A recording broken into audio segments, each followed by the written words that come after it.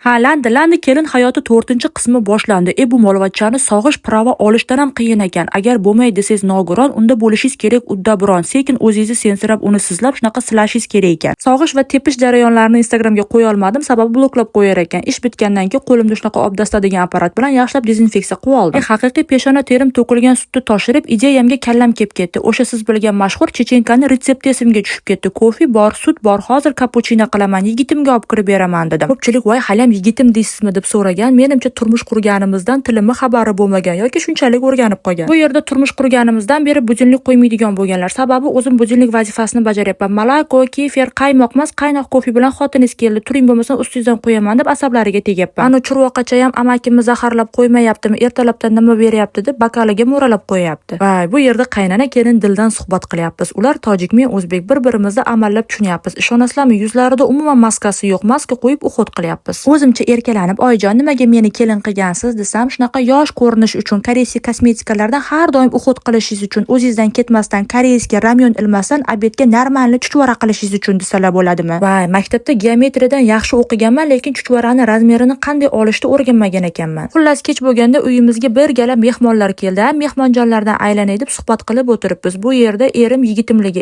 yigitim erimligi esimga tushib qoldi. Xullas, sog' bo'lasizlar, keyingi qismini ko'raverasizlar.